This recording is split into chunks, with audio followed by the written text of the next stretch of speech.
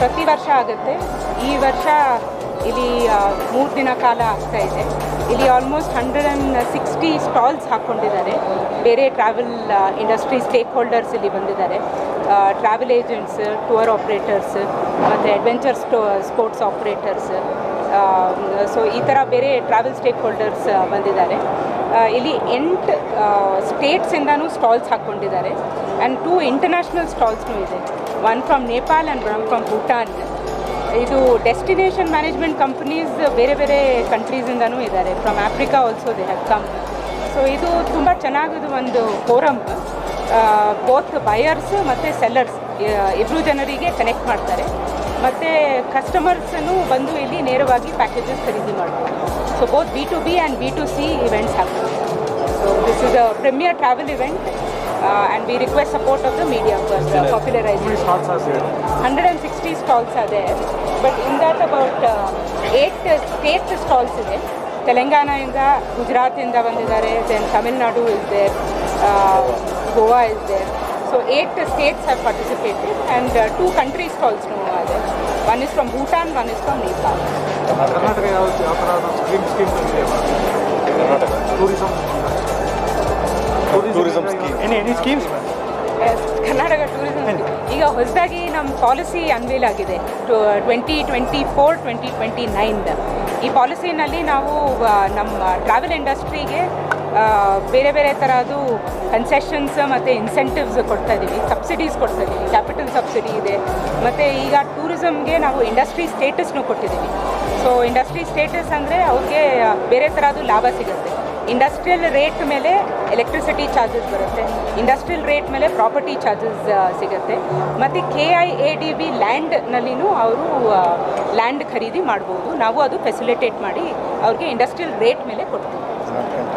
ಸರ್ಕಾರದ ಪ್ರಾಯೋಜಕತ್ವದಲ್ಲಿ ಅದನ್ನು ನಾವು ಮಾಡ್ತಾ ಇದ್ದೀವಿ. ಅಂತಾರಾಷ್ಟ್ರೀಯ ಬೈಯರ್ಸ್ಗಳನ್ನು ಕರ್ಕೊಂಡು ಬಂದು ಅಲ್ಲಿಯ ಇನ್ಫ್ಲುಯೆನ್ಸರ್ಸು, ಅಲ್ಲಿಯ ಮೀಡಿಯಾದವ್ರನ್ನು ಇಲ್ಲಿಗೆ ಕರ್ಕೊಂಡು ಬಂದು ನಮ್ಮಲ್ಲಿರುವಂಥ ಡೆಸ್ಟಿನೇಷನ್ಸ್, ಡೊಮೆಸ್ಟಿಕ್ ಸೆಲ್ಲರ್ಸ್ ಏನಿದ್ದಾರೆ, ಬೇರೆ ಬೇರೆ ಕಾಂಪೊನೆಂಟ್ಸ್, ಹೋಮ್ ಸ್ಟೇ ಆಗಿರ್ಬೋದು, ಹೋಟೆಲ್ಸ್ ಆಗಿರ್ಬೋದು, ಟ್ರಾವೆಲ್ ಇಂಡಸ್ಟ್ರಿ ಮತ್ತು ಬೇರೆ ಬೇರೆ ಡೆಸ್ಟಿನೇಷನ್ಸ್ಗಳನ್ನು ನೇರವಾಗಿ ಕನೆಕ್ಟ್ ಮಾಡೋದಕ್ಕೆ ಇದು 2ನೇ ಆವೃತ್ತಿ ಆಗಿದೆ. ಸೆಕೆಂಡ್ ಎಡಿಷನ್ ಆಫ್ ಕೈಟ್ ಅದು 2019 ಕೋವಿಡ್ ನಂತರ ಅದು ನಿಂತೋಗಿತ್ತು.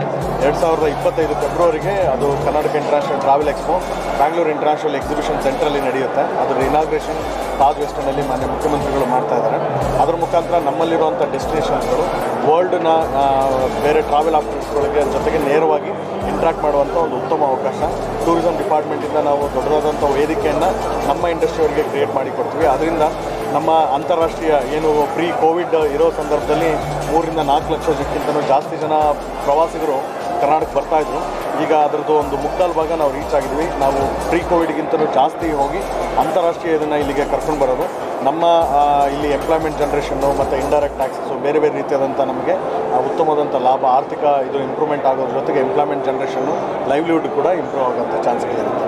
ಹಾಗಾಗಿ actually we are participating TTF in Bangalore. It's a regular participation of Goa, and we expect the more tourists in Goa from the Bangalore days like.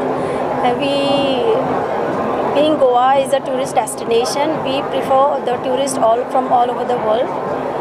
And as far as the upcoming events we are having, the Carnival and the Shigmo, the dates from Carnival will be held from 1st to 4th, and then the Shigmo from 15 March to 26th of April.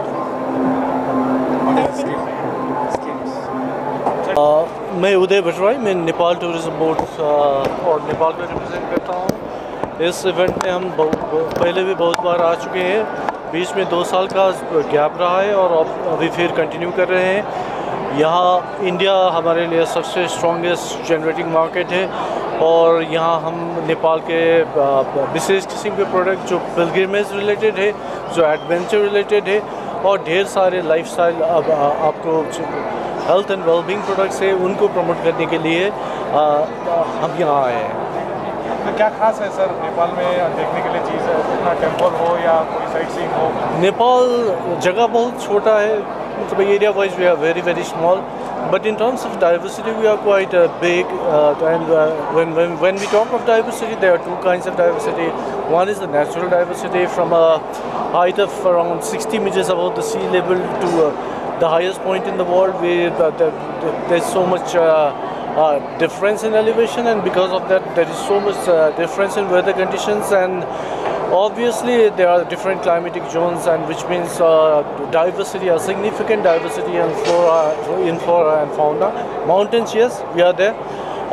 10 of the world's biggest mountains, we stand above the height of 8,000 meters. We are in Nepal. Ours is an adventurous country, but beyond adventure, we have a great wealth of cultural resources. There's so much diversity which is reflected in our everyday life. That part is interesting, and obviously the famous temples like Pashupatinath, Shambhunath, Bodhanath, and the birthplace of Lord Buddha, Lumbini is one big attractions, and not to mention so many adventure-related activities. Can you elaborate your festival? How do you celebrate? So, in Nepal, what they see is every other day in a year is a festival, because there are so many ethnic groups scattered all over the countries with their own distinct practices and approaches to everyday life. The festivals, color, the vibrance is very much a part and parcel of our daily life. Kathmandu Valley, which happens to be the capital of the country, is basically a settlement which is inhabited by a group of people called the Nevas. Their culture is very, very colorful. Every day there's some festival going on, and they make their religious and cultural events into a big and a happening kind of gathering. So that's very beautiful about Nepal. Uday Bhatroy, and I'm the manager in Nepal Tourism Board. Thank you so much.